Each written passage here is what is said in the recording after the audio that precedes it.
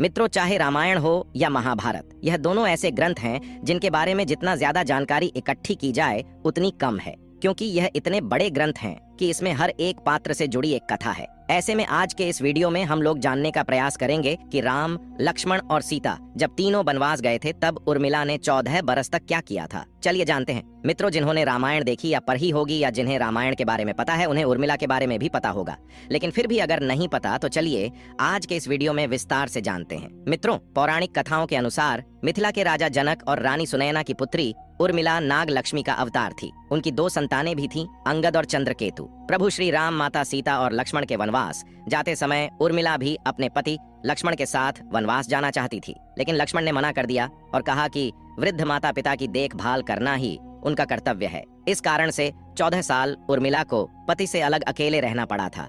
लेकिन उर्मिला ने इन 14 वर्षों तक क्या किया? अगर आप जानते हैं तो कमेंट में अपने विचार जरूर पेश कीजिएगा, और अगर नहीं जानते तो बने रहिए हमारे साथ वीडियो के अंत तक। मित्रों, पौराणिक कथाओं के अनुसार रामायण में बताया गया है कि राम, लक्ष्मण, भरत और शत्रुघ्न के जन्म के वक्त राम, भरत और शत्रुघ्न अन्य बच्चों की भांति कुछ देर रोने के बाद चुप हो गए थे, लेकिन लक्ष्मण रोते ही रहे। फिर उसके बाद जब उन्हें राम के बगल में लिटाया गया तब जाकर उनका रोना बंद हुआ।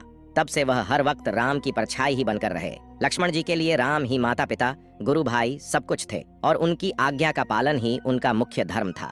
वे सदा उनके साथ छाया की तरह रहते थे। भगवान श्री राम के प्रति किसी के भी अपमान सूचक शब्द को यह कभी बर्दाश्त नहीं करते थे। वास्तव में लक्ष्मण का वनवास राम के वनवास से भी अधिक महान है। जब राजा दशरथ ने भगवान राम को 14 वर्ष के वनवास का आदेश दिया तो लक्ष्मण ने भी अपने अग्रज के साथ वन में जाने का निर्णय ले लिया। राम के वनवास जाने के समय उर्मिला भी एक पतिव्रता स्त्री की तरह अपने पति लक्ष्मण जी के साथ जाना चाहती थी, लेकिन लक्ष्मण जी ने उन्हें ले जाने से इनकार कर दिया। उर्मिला ने बहुत मिन्नतें की। वह अपने पति की सेवा करना चाहती थी, पति के हर दुख सुख की साथी बनना चाहती थी, पर लक्ष्मण जी ने कर्तव्य और धर्म की दुहाई देकर देवी उर्मिला को वन जाने से रोक दिया। लक्ष्मण कहते हैं कि मैं अपने भ्राता राम और भाभी सीता की सेवा करने के लिए जा रहा हूँ। मैं नहीं चाहता कि मेरी सेवा में कोई भी कमी रह जाए। लक्ष्मण ने उर्मिला से यह कहकर इनकार कर दिया कि अयोध्या के राजा को और माताओं को उनकी आवश्यकता है। उर्मिला के लिए बहुत कठिन समय था।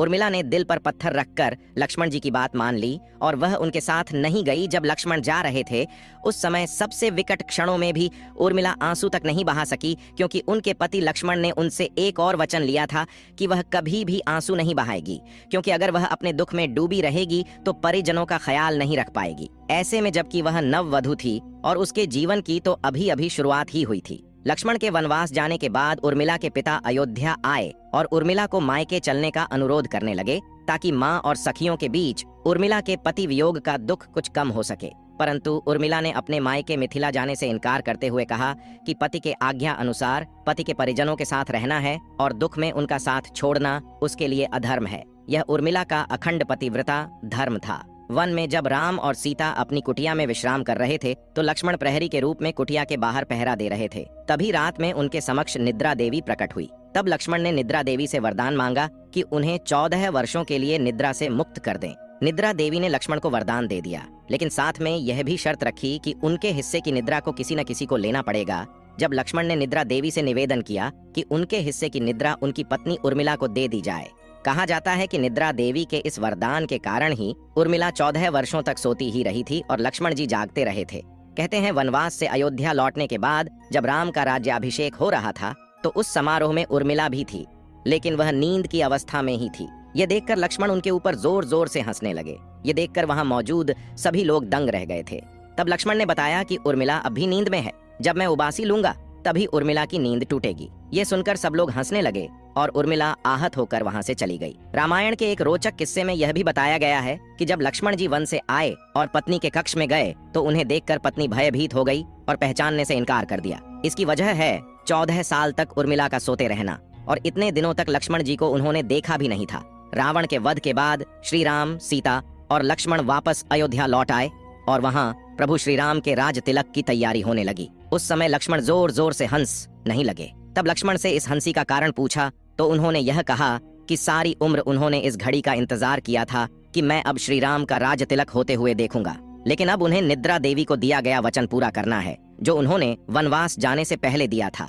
दरअसल निद्रा देवी से उन्होंने कहा था कि वह 14 वर्ष उन्हें परेशान नहीं करेंगी और उनकी पत्नी उर्मिला उनके स्थान पर सोएगी। निद्रा देवी ने उनकी यह बात एक शर्त पर मानी थी कि जैसे ही वह अयोध्या लौटेंगे उर्मिला की नींद टूट जाएगी और उन्हें सोना होगा। लक्ष्मण इस बात पर हंस रहे थे कि अब उन्हें सोना होगा और वह राम का राज तिलक नहीं देख पाएंगे। उनके स्थान पर उर्मिला ने यह रस्म देखी थी। लक्ष्मण की उर्मिला से अंगद और चंद्रकेतु नाम के 2 पुत्र हुए थे तथा सोमदत्त नाम के पुत्र उत्पन्न हुए। अंगद ने अंगदपुरी तथा चंद्रकेतु ने चंद्रकांतापुरी की स्थापना की थी। दोस्तों, उर्मिला के पतिव्रता का बल एक अन्य कथा के अनुसार लक्ष्मण जी की विजय का मुख्य कारण बना। मेघनाद के वध के बाद उसका सर श्री राम जी के युद्ध शिविर पर रखा हुआ था। उन सबको मेघनाद की पत्नी सुलोचना लेने आई। पति का शीश देखते ही सुलोचना का दिल अत्यधिक द्रवित हो गया और वह रोने लगी। रोते रोते अपने पास खड़े लक्ष्मण की ओर देखा और कहा, सुमित्रा नंदन, तुम भूल कर भी गर्व मत करना कि मेघनाद का वध मैंने किया। मेघनाद की धराशायी करने की शक्ति विश्व में किसी के पास नहीं थी। यह पतिव्रता नारियों का भाग्य था। अब आप सोच में पड़ गए होंगे कि निद्रा देवी के प्रभाव में आकर उर्मिला अगर 14 साल तक सोती रही तो सास और अन्य परिजनों की सेवा करने का लक्ष्मण को किया वादा उन्होंने कैसे पूरा किया? तो उत्तर यह है कि सीता माता ने अपना एक वरदान उर्मिला को दिया था कि उस वरदान के अनुसार उर्मिला एक साथ 3 कार्य कर सकती थी। तो इस तरह उन्होंने अपना वादा पूरा किया। दोस्तों, लक्ष्मण जी ने माँ बाप की सेवा करने के लिए उर्मिला को यूं ही छोड़ना उचित समझा। उन्हें शायद पता था कि वे लोग जब वनवास जाएंगे तो उनके माता पिता को इसका गहरा सदमा लगेगा। इसीलिए लक्ष्मण जी विकट क्षणों में माँ बाप को सहारा और सहानुभूति देने के लिए उर्मिला को छोड़कर वनवास चले गए। कुछ पौराणिक मान्यताओं के मुताबिक माना यह जाता है कि उर्मिला के नाजुक कंधों पर लक्ष्मण जी बहुत जिम्मेदारी डाल के चले गए थे। किसी भी स्त्री का विवाह उसके संपूर्ण होने की निशानी होती है। वैवाहिक जीवन के वह अनमोल पल, वह जीवन सरिता जो कोई भी नववधू अपने पति के साथ गुजारना चाहती है या गुजारना पसंद करती है, शायद वह पल उर्मिला के नसीब में नहीं थे इस दुनिया कि कोई भी नववधू अपने पति से कुछ देर अलग नहीं रहना चाहती। देवी उर्मिला अपने पति से 1 नहीं 2 नहीं बल्कि पूरे 14 साल अलग रही। भला किसी नवविवाह स्त्री का इससे बड़ा त्याग बलिदान क्या हो सकता है? इसीलिए इतने सारे त्याग, बलिदान और कष्ट सहने के बावजूद भी बचनों में बंधी देवी उर्मिला रामायण के में पात्र से दबी रही।